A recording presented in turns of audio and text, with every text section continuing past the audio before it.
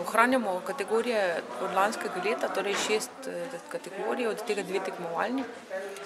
Posebno slovenski program za najboljši slovenski dokumentarec podeljuje nagrado Lokvanj za najboljši kratki, srednjemetražni in dolgometražni dokumentarec, pri čemer smo upoštevali priporočilo žirij iz prejšnjih let, da upeljemo nekako srednjemetražno podkategorijo in s tem nekako damo možnost filmom, da bolj enakovredno tekmujejo med sabo. Kajti pri dokumentarcu največkrat nastajajo taki vmesni formati, seveda dostikrat povezano s televizijsko produkcijo, ampak seveda, da tudi izpostavimo po drugi strani, da obstajajo celovečerni dokumentarci in tudi drugovrstne dokumentarne forme. Pri mednarodnem tekmovalnem programu tokrat spet podeljujemo Školjko trikotničarko za najboljši dokumentarec mladih avtorjev iz Evrope. In sicer tudi v teh 3 tekmovalnih kategorijah, kratki, srednjemetražni in dolgometražni dokumentarec medregionalnega programa.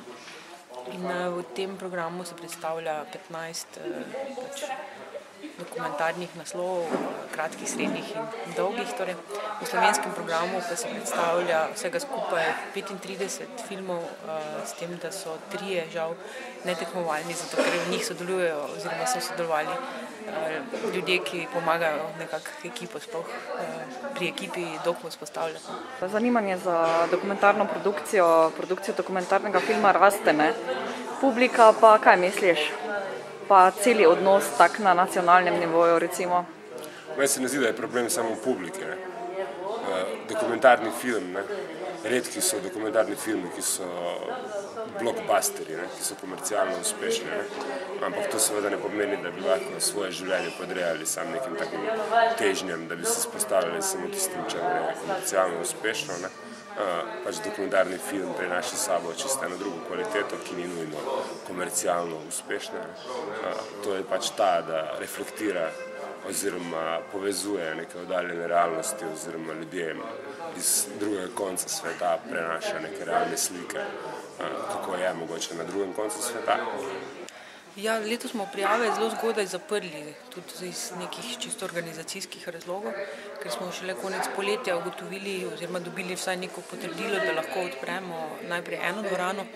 Pred zelo kratkim časom, predno smo festival sploh danes začeli, smo pa dobili še drugo dvorano, kar je seveda velik dosežek, ful smo ponosni, ampak temu je bilo treba prilagoditi seveda tudi program in nekako potem iz zelo majhnega, butičnega festivala, ki smo ga sprva zasnovali, smo potem, kako se je dalo, ta program razširili na 3 dvorane, ki jih sedaj predstavljamo, to je Kino Udarnik, Kino Partizan in v podporo neodvisni kulturni produkciji v Mariboru tudi dvorana Gustav v Pekarni.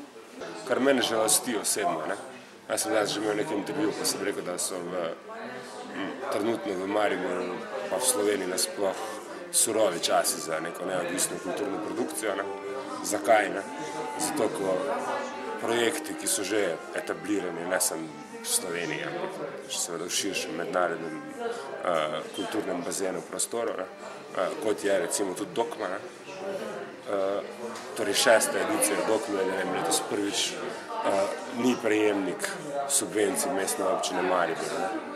Potem odločba Slovenskega filmskega sklada bi že mogla biti ne vem kdaj, ampak še kar ni. Zdaj mi smo sred festivala, ker nimamo denarja.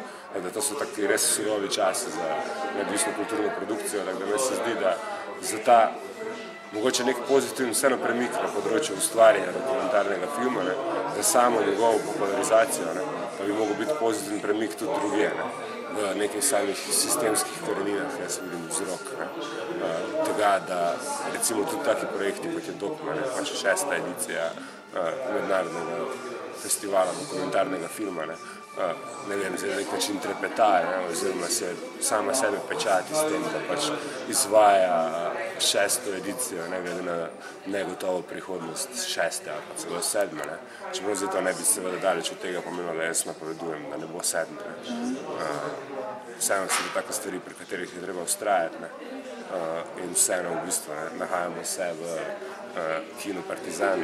Jaz sem prišel v Kino Partizan prvič po enem letu pred 4 dnevi. In res nič se ni spremenilo. Ne? Tam, kamor smo pospravili določene stvari ali pa kozarce, recimo, so še zmeri tam, ne? Kar pač pomeni, ne? Da Dogma edina odpira pa tudi podpira mestno kinematografsko infrastrukturo, ki pa je v mariborskem primeru res v samem centru mesta.